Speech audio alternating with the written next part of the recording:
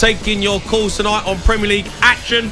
Spurs draw 2-2 with Manchester United. Everton lose 4-1 to Newcastle, and Southampton get beat by Bournemouth 1-0. Wow, big night in the Premier League. And have your say 03 717 22 33 44.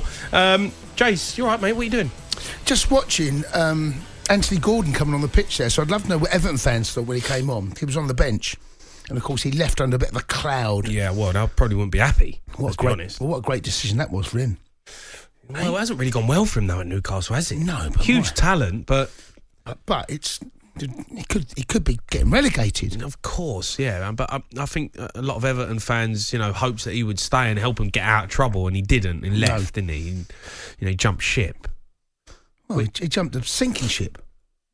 Yeah, they are a bit of a sinking ship. Anyway, he smelt the coffee, and he's got Newcastle call him. Yeah. So go back to the point I raised with an Everton fan a couple of at the top of the show. Everton should be where Newcastle are. There's no reason why Everton should be where they are. They could be up there fighting it out with Newcastle for top four. I do. When I look at it, you're absolutely right. You're absolutely right, Jace. Everton Football Club has spent an awful lot of money over years, but recruitment's just been shocking. I know, it just goes to show, doesn't it? So bad. But Newcastle, again, they've not done. So in the face of it, you could look at it and go, Newcastle spent loads of money. Yeah, they spent a few quid, and they have. But they've not spent gazillions. They spent good money in good areas and players they need, in players that will get them to the next level. They will now invest. I think what they'll do, they'll look at certain areas on the pitch. Can we get another better position, a player that can put you under pressure? All over. Yeah. And I include the goalkeeper in this, by the way. Nick Pope's been fabulous. Can you bring someone in that can now say, you want those gloves? I'm going to push you all the way. And that's how Newcastle's going to have to get there and keep pushing on. Mm-hmm. Even someone like Kieran Trippier, who's been magnificent. Who's going to come in now? Can you get someone in? Isak, he's got it sorted out up top. Centre half, Botman. Lascelles can't get in the team. Lascelles should move on. Yeah. What you need now, you need someone on the bench that can put the centre halves under a little bit of pressure. So if you come out of the team, you're not guaranteed to go straight back in because Lascelles clearly is not the answer they want. Yeah. And that's, honestly, it's been a brilliant story. And we're talking 18 months? Yeah. Something like that. It's not a long time. Unbelievable. Really, really good. We can hear from Newcastle fans tonight. We've got a few of them waiting to get on the line. Let's go to, though, a Bournemouth fan. Tom Latcham's phoned up. Right, Tom? All right, Tom. How you doing? Hello, how you doing? Is that Tom Latcham? It used to be here at talkSPORT. The very same. Tom. When the Saints go championship. When the Saints go championship. Tom. That's awesome. You're better than that, Tom. Apparently you're not rivals, Tom. I'm absolutely not better than that. And I tell you, well, listen, they are hopeless. And what a great night for us. We stayed up, basically. That's basically us up. And we effectively relegated the Saints. And you know what? If they continue playing the way they're playing at the moment, it won't be next season, but it'll be the season after. They'll go down again, and they'll get their beloved rivalry against Portsmouth in League One. So don't worry about it. Tom, bitter Tom. Anyway, Tom. Listen, that's not why I wanted to call you. I wanted to call you about something because I was listening to these to the Everton fans, right? And every club, I think, in the bottom half, I think, has changed their manager this season. Apart from, we did very early on when we got hammered 9-0 by Liverpool. Obviously, fair dues, right? Scott Parker was not the right person. Gary O'Neill was under pressure. They were saying he should get the sack, and they persevered with him. Now, I'm not saying West Ham haven't changed their manager. No, there's Forest and West Ham. They're there too. Right. Okay. Right. But the point is, it's not a golden bullet, is it? Do you know what I mean? And actually, sometimes be careful what you wish for. We're not a brilliant. We're an okay squad, right? Like, we're okay. We could definitely be relegated. We're not that fantastic. But what we do have is team spirit and togetherness, and it hasn't changed. And I think that's a big part of it. Now, I'm not saying that I think that Gary O'Neill is the answer to us in the long term. We've got big American owners who want to spend lots of money. Is he who they want? I don't know. But it does just show you that actually sometimes changing your manager is not the answer, and people call for it all the time. And the Bournemouth bosses, the new owners, they kept the cool heads and they stayed with Gary O'Neill, and it's paid off. Fair play. Yeah, I look at Gary O'Neill and I think it did sack. I mean, he made the point. You did sack the manager at the beginning of the season. Yeah. Scotty Parker did get sacked. That that was under the old owners. The new owners did not buckle. And you could say they're American guys, that they're sports people, they're sports entertainment people. What do they know about football? I don't know, but they do know stuff about running sports clubs, and they're getting a lot right. They're really improving the ground, the so-called match day experience. There's a real feel-good vibe around Bournemouth, and honestly, you go to St Mary's, that place is so tired.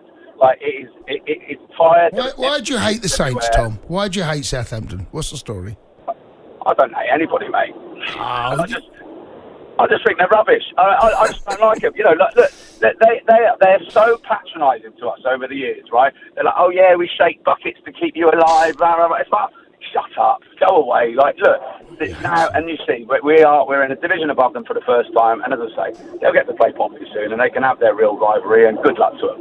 Oh dear, well, mate. I mean, he's really throwing words around like weapons. He's throwing them under the bus, Southampton. They probably deserve it, to be fair. Do you miss me at talkSPORT, chaps? Do you miss those bombs?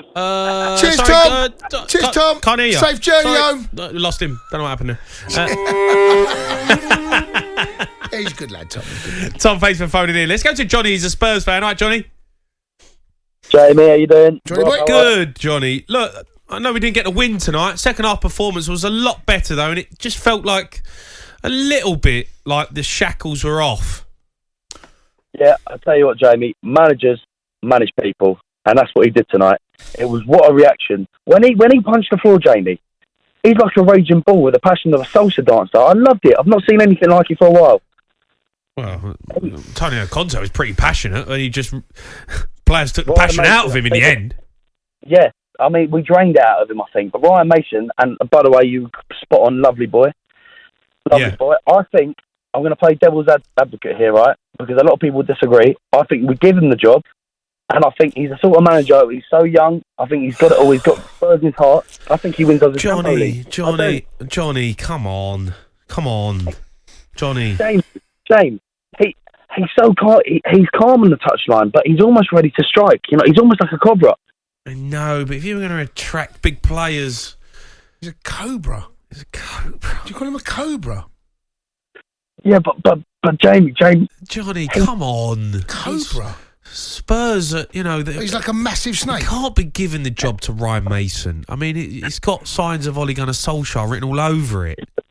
Jamie, I don't know who wants to come to Spurs now. Who looks at Spurs and thinks that's where I want to? They do, Johnny. They do. I mean, you've got the facilities, you've got London, you've got the stadium. Whether you like it or not, there is money there to spend. They're going to retract a big manager in the summer. I don't know who it is. I really don't. But it ain't going to be Ryan Mason. I think you should have him at the football club, have him as first team coach, have him around it, even have him as assistant manager, whatever. But you got to keep the Cobra. You got to keep the Cobra, Cundy. You have to keep the Cobra. And I'll tell you what as well, Cundy, if it's in him, they'll find it in him. You'll find the Cobra. Yeah, Ryan the Cobra Mason. Yeah, I mean, look, I agree with Jamie, Johnny. He's one of those guys that clearly you need around the club between the players. They trust and respect him. You saw that. You saw tonight how much they respect him, right? And he would have. Did he play with? He'd have grown up with Harry Kane, yeah. right? Yeah. Right. So they're all. But you're talking about someone there. I think what you've got, right? What I think you've got with Ryan Mason is the players like him. Mm-hmm. They want to work for him. They want to run for him. They see he's a young person. They know him, and they're going to go out there and they're going to give him 100% because they like him. But if you give him the job full time, then all of a sudden you become the manager. And you make big decisions, and then you got to leave people out there. You got to upset people. I don't think Ryan Mason's had to really do that. But if you give a manager that all of a sudden full time, then you got to start letting people go. Do you think he wants the job? Do you think he wants the job? I think he'd love the job. Who wouldn't want the job? Yeah. Of course, but the right decision is to keep him there for now, being part of it.